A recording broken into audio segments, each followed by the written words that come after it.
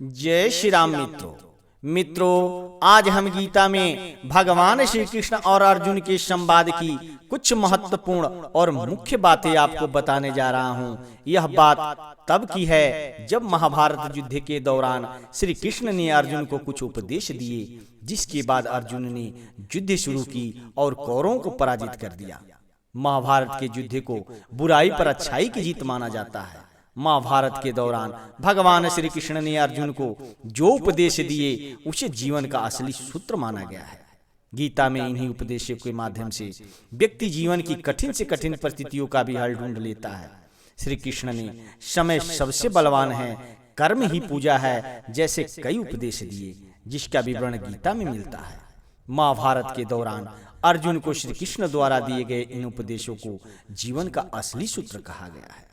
मित्रों, अधिकांश घरों में गीता को आज भी माथे पर रखा और पूजा जाता है। इस धर्म ग्रंथ को मंदिरों में विशेष स्थान दिया जाता है। पर अगर लोगों से पूछे कि गीता में कही गई कुछ मूल बातें बताइए तो वह चुप रह जाते हैं। तो आइए आज मैं आप सबको श्रीमद् भागवत गीता की 22 ऐसे महत्वपूर्ण बातें बताने जा रहा हूँ, जिसे समझकर आप अपने जीवन में इन बातों को अमल करेंगे तो निश्चित ही आपके जीवन में खुशियां से भर जाएगी।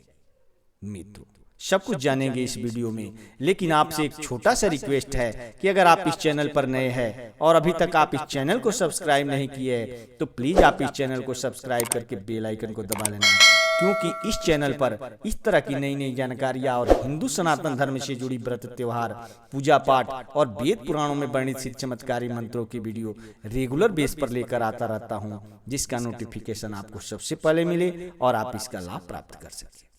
मित्रों, भागवत गीता में कुछ ऐसे मार्मिक श्लोक है जिन्हें कोई समझ ले और अपने जीवन में उतार ले तो जिंदगी आनंद से भर जाएगी। छोटी छोटी बातें जिन पर अक्सर हम लड़ते झगड़ते हैं, उनकी परवाह होनी बंद हो जाएगी। जी हाँ, पर इस सब के लिए हमें श्रीमद् भागवत गीता को अपने दिल में स्थान देना होगा।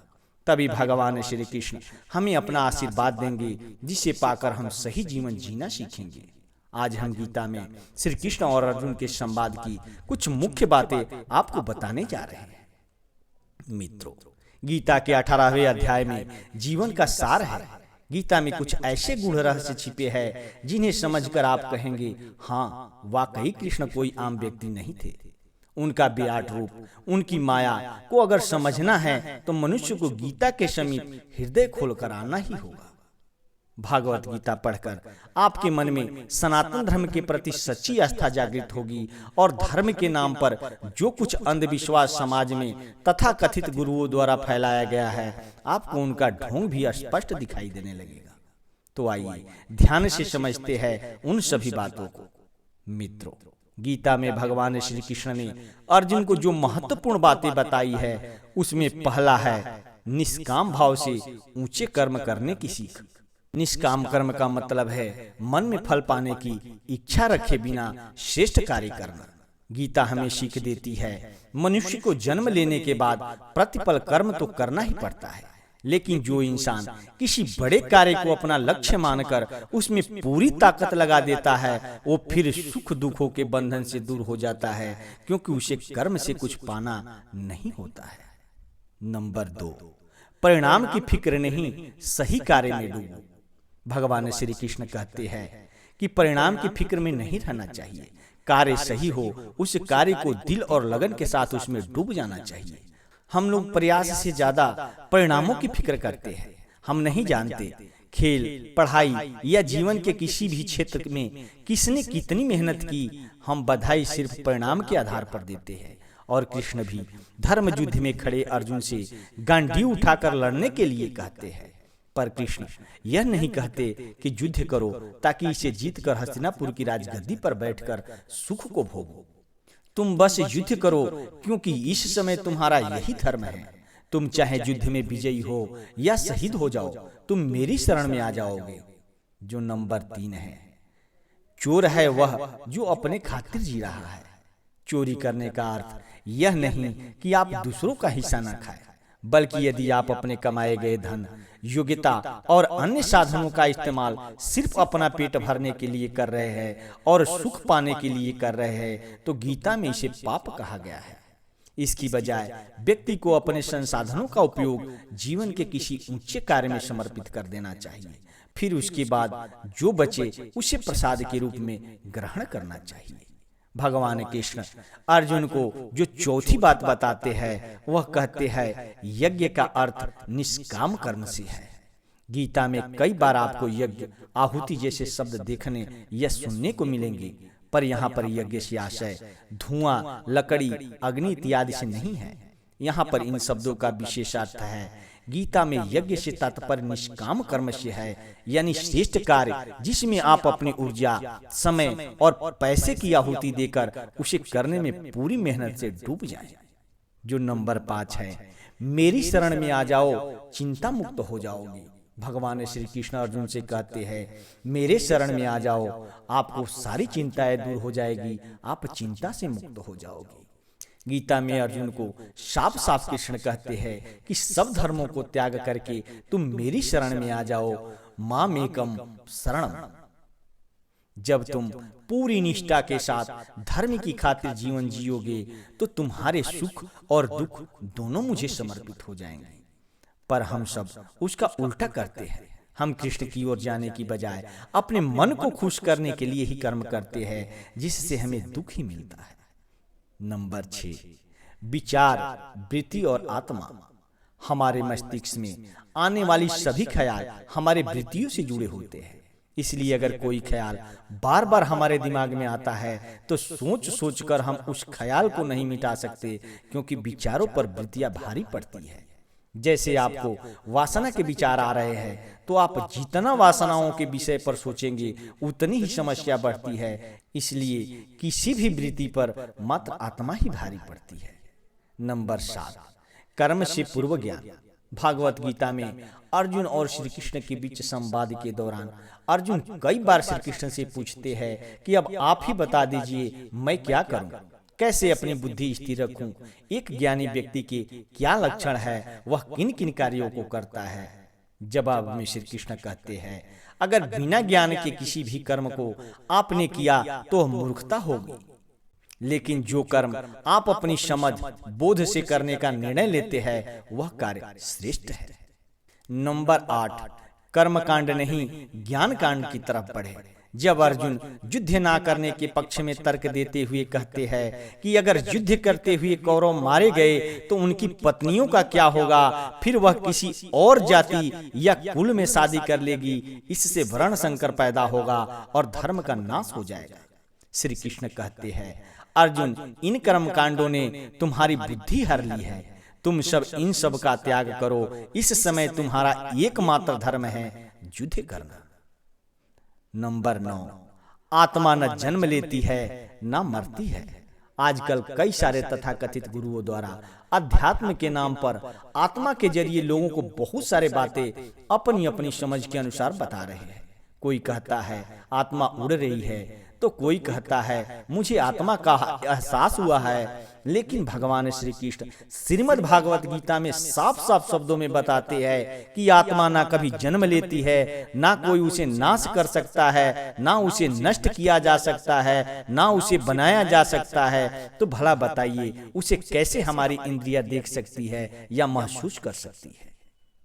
नंबर 10, मोहग्रस्त होना शुभ नहीं। हमारे समाज में और परिवारों में ममता शब्द बहुत प्रचलित है।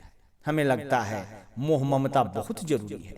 कृष्ण कहते हैं अर्जुन तुम मोहग्रस्त हो चुके हो, तुम्हें अपने प्रियजनों के खातिर धर्म और धर्म का अंतर भी नहीं दिखाई दे रहा है। इसलिए व्यक्ति के मन में मोह नहीं प्रेम होना चाहिए। नंबर 11, भीतर ही है दानव और देवता। हमारे भीतर दोनों ही वास करते हैं। गीता में श्री कृष्ण कई बार देवत्व की बात करते हैं। वहाँ देवत्व से आशय इंद्र, सूर्य जैसे देवताओं से नहीं, बल्कि हमारे ही मन के उस हिस्से से है जो हमेशा सच की ओर जाने की कोशिश करता है, लेकिन उस सच को दबाने के लिए मन का दूसरा हिस्सा उस पर भारी पड़ जाता है। श्री कृष्ण कहते हैं जो तुम्हें सच्चाई तक ले जाए वही देवत्व है, और जो उसका विरोध करे वही राक्षस है। नंबर 12, मात्र आत्मज्ञानी ही सनातनी है। सरल शब्दों में आत्मज्ञान का अर्थ है जानना। साफ साफ यह देखना कि इस संसार से जो हम उम्मीदें लगाए बैठे रहते हैं वो उम्मीदें कभी पूरी होती नहीं है। मात्र जो यह जान जाता है वह फिर इस संसार में रहते हुए भी छोटी मोटी चीजों से नहीं बल्कि कृष्ण से प्रेम करता है, क्योंकि उन्हीं को पाकर उसको आनंद मिलता है। नंबर 13, ऊंची कामना रखो। कृष्ण कहते हैं छोटी इच्छाएं रखना बुरी नहीं है, लेकिन इन छोटी इच्छाओं को पूरा करने के खातिर आप जो जीवन में ऊंचा है, जहां पहुंचकर आपको वास्तव में आनंद मिल सकता था, उसको आप छोड़ देते हो। जैसे आपको 1 करोड़ रुपया मिल गए हो, लेकिन आप डर रहे हो कि कहीं दाएं जेब में रखे 20,000 रुपया खो न जाए। नंबर 14, न कर्म त्याग न साधारण कर्म। मित्रों, लोगों के बीच यह बड़ी भ्रांति रहती है कि गीता में भगवान श्री कृष्ण कहते हैं कि त्याग करते जाओ, जो व्यक्ति जितना त्यागी होगा उसे हम उतना कृष्ण भक्त मानते हैं। वास्तव में कृष्ण किसी भी विशेष चीज का त्याग करने के लिए नहीं कहते। वे कहते हैं सिर्फ त्याग उस चीज का होना चाहिए जिससे आपको दुख मिल चुका है, पर यह जानते हुए कि हम उसके पास जाते हैं। साधारण कर्म ना करने का मतलब है कि उसे उस कार्य को अपनी जिंदगी बना लेना। नंबर 15, जो मुझे जैसे भेजेगा मैं उसे वैसे उपलब्ध हूँ।